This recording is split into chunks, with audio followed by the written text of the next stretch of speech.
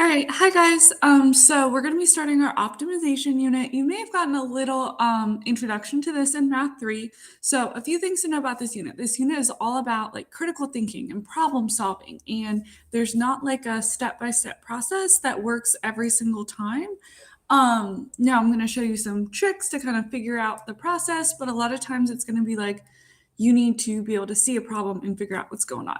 Also, you will be able to use Desmos for this. The reason is when you get to calculus and you do these types of problems, you'll be using something called a derivative, but we don't know derivatives yet. So we're just going to focus on the word problem process of it.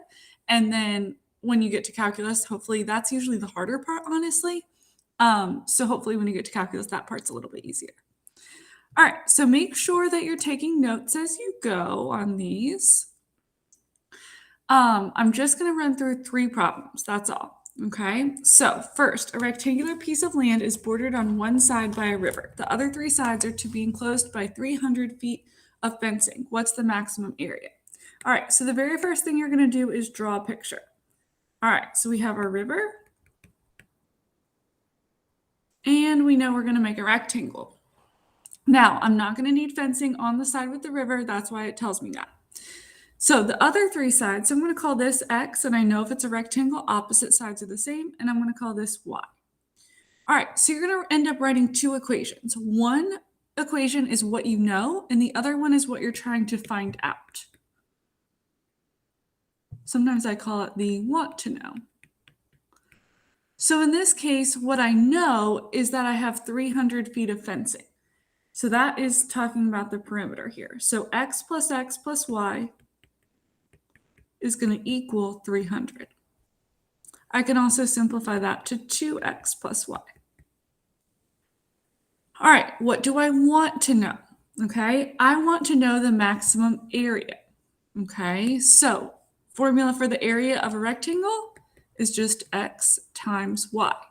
So this is what I want to find the maximum of. This is what I want to type in Desmos. But if I just go to Desmos and I type in x times y,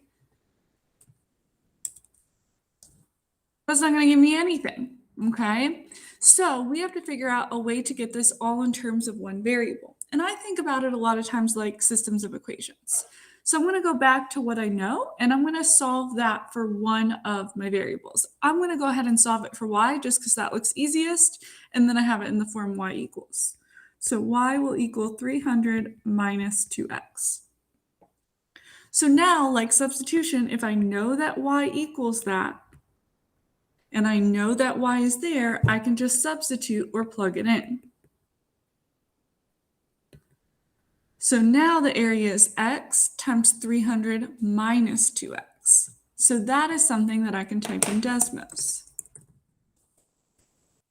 All right, notice it's going to look a little weird just doing this. So I'm going to have to zoom out and find the maximum here. Now, this is telling me the x value is 75.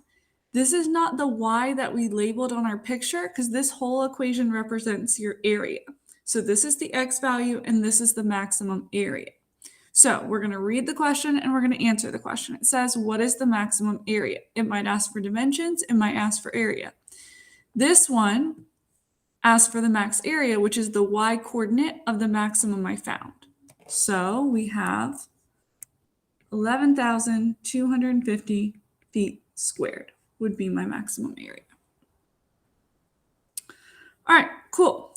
Next we have number 2.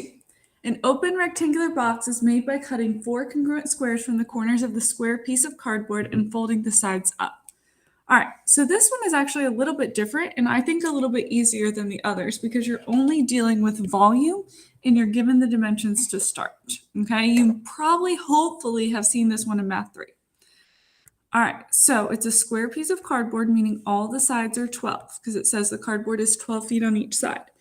And then we want to cut out congruent squares. Okay, so we know if it's a square, all sides are the same. So I'm going to go ahead and label this as X.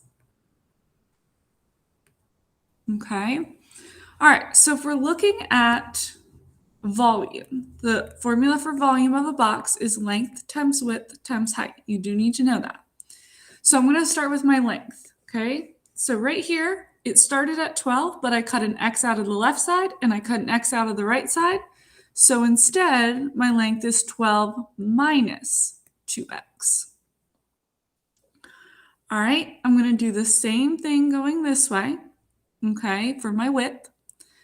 I started with 12, but I cut an X, got rid of an X from the top, got rid of an X from the bottom. So that's also 12 minus 2X. Okay. Lastly, we have the height.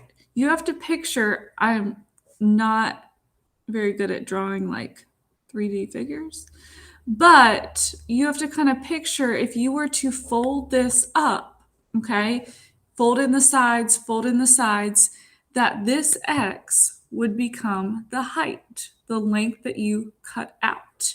Let me see actually if I can get a visual of that.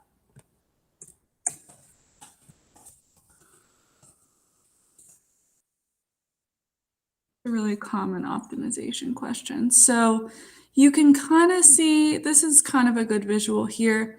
So when you make the cutout, that becomes the height of this box. Okay, so this length of my square becomes the height of my box. All right, so the height then is X. So that is already all in terms of one variable. It only has X's in it. There's no Y's. So I can go ahead and type that into Desmos.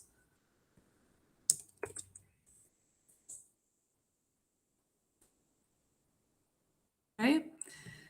And again, I like to zoom out first, and I'm looking for the maximum. Now you may be thinking it goes up past there to the right, but let's look at what those values are. So those values are like 8 something or past 8. So in the context of the problem, I can't cut 8 out of the left side and 8 out of the right side when I only start with 12, okay? Because that would be 16. So you'd have invisible paper.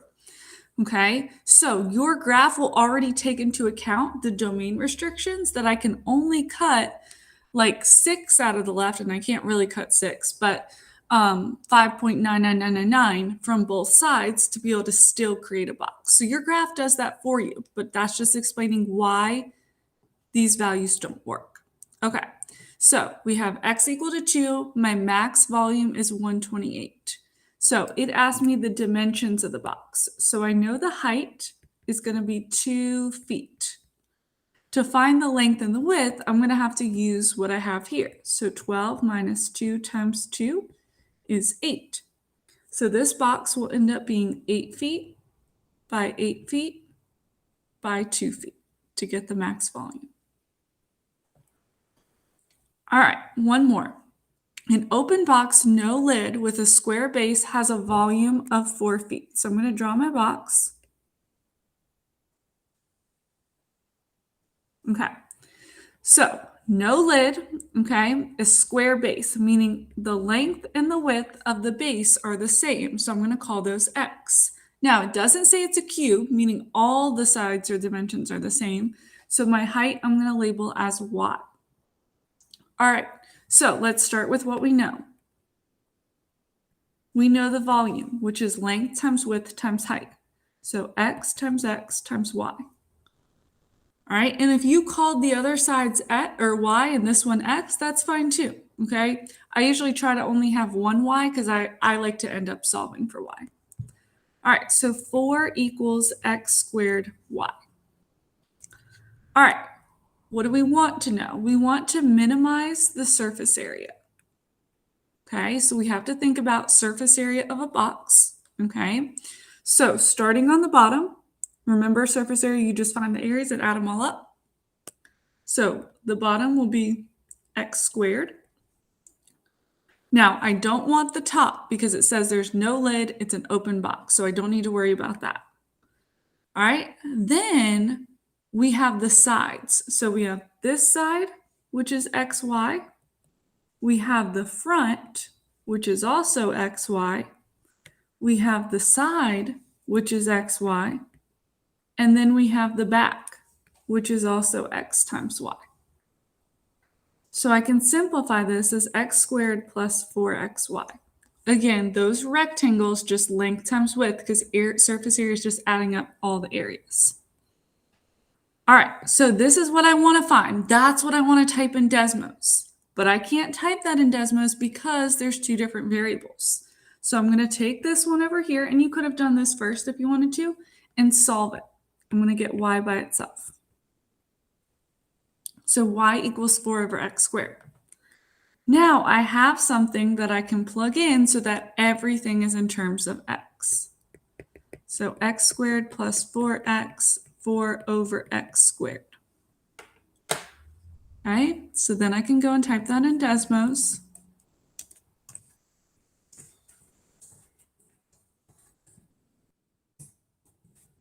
I always like to hit the home button. Now we're trying to minimize surface area. So we're looking for that minimum there. Again, real life problem, it'll take it into account, but you looking over here, we can't have dimensions that are negative. So we're looking for that turning point, that relative minimum. All right, so this one asks me what dimension. So we know the x side is 2. Sorry about that. All right, we know the x side is 2. Okay, so those are both 2. And then to find the y, we already have an equation for y. So y equals 4 over 2 squared. So that's just going to be 4 over 4, which is 1. So my dimensions are 2 feet by 2 feet by 1 foot. And that's it. So you'll get a chance to practice. We'll do some more together as well, but that kind of gives you a recap / introduction to optimization.